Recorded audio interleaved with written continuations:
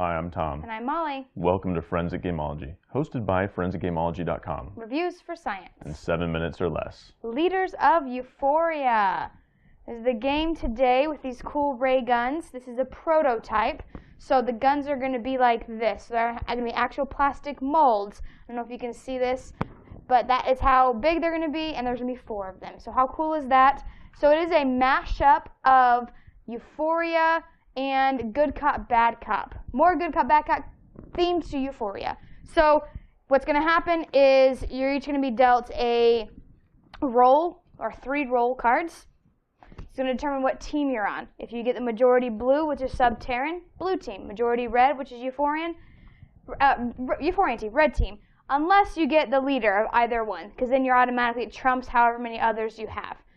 Your goal is to kill the other leader. I guess in this case, banish them. It's very morbid to kill. So banishing the other leader, which means shooting them twice with a ray gun. And the little bit different from Good Cop, Bad Cop is that if you die and you're not the leader, you become a wastelander, and you join the other wastelanders if they're there, and killing either leader. Your goal is to be the one that kills the other leader. So let's talk simplicity versus complexity. I think this game is pretty simple. The player aid tells you all the actions you can do.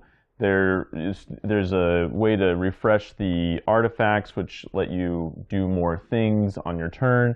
But that's not to say that although the rules are simple, that the gameplay is pretty complex in that anything can happen. You don't know what your opponents are holding on to. You don't know who's on your team, and all sorts of just pandemonium is going to break out in this game. Yeah, I forgot to mention that it's a social deduction game. So you're trying to figure out who's on your team, and some clues can be given because as you do things, you'll flip your cards over, and other people can look at them and stuff. But it is fairly simple. Everything you can do is right here. You can do the artifact thing that Tom said, or one of these actions.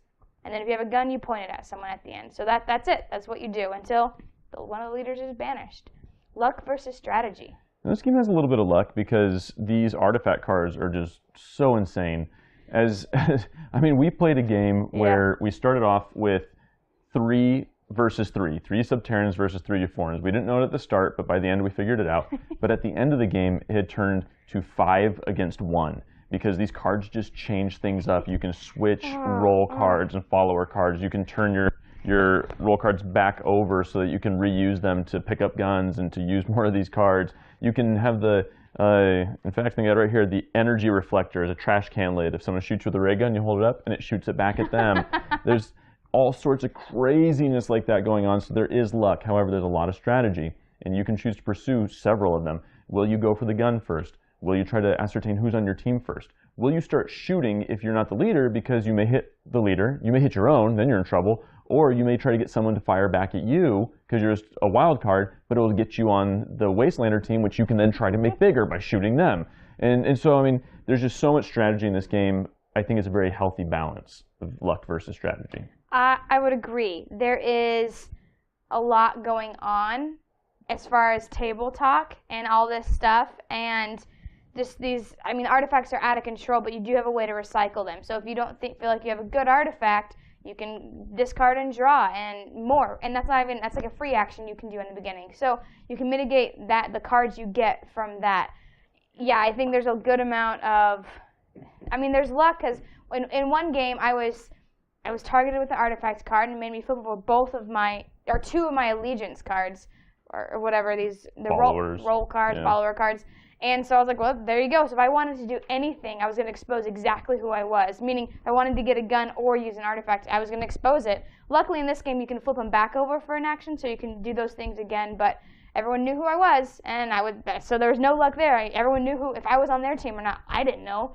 But so there was some luck in that. The guy that ended up doing it ended up dying. But so either way, or not being the one to win, I won. But fun versus boring. This game is super fun. What I really enjoy is the theme. So they tagged on the Euphoria theme. So you're in a dystopian universe. You're trying to pick who's the best leader and who you should follow. And these cards are hilarious. They match the pictures and the style of picturing from Euphoria. And so it says communication skills, and they're balloons. I don't know if they thought that you could blow them up and communicate. I don't know. A hunting spear is a coat rack. I think it's hilarious. I think this game is super fun. This game is very fun. The guy who was the 1 versus the 5, he died. He lost. And afterward, we asked him, I said, what was your post-game opinion? He said, loved it. Absolutely loved it. And so there's just so much going on. I already liked Good Cop, Bad Cop, but this one tweaks it just enough to be different. And I think it's just to the better. I really do. For one, I really like the theme. But for two, I like that you can become a wastelander. There's no more player elimination in this game. Instead, you join an entirely different team. And so it makes it a little difficult sometimes. When Molly was when her recruits were shown, and I knew that she wasn't on my team, I thought I probably don't want to shoot her because then she could start making a bigger team for herself because everyone that dies joins that team. And so I really like that it's a new added element of strategy. I enjoyed every single time I played this game. Typically, we haven't rated. We forgot to say this is a preview. In the beginning, we said this is a preview. The preview for science. Preview for imagine science. that was at the beginning. Right. So, being that this is a preview and it's a prototype, we typically don't rate them, but I think this is going to be pretty faithful to what we're going to see. Except the guns, like you said. I would give this on the board game rating system a 9 out of 10. I would give it a 9 out of 10 as well, which is saying a lot for social deduction games and me, because I don't always get along. This one's great.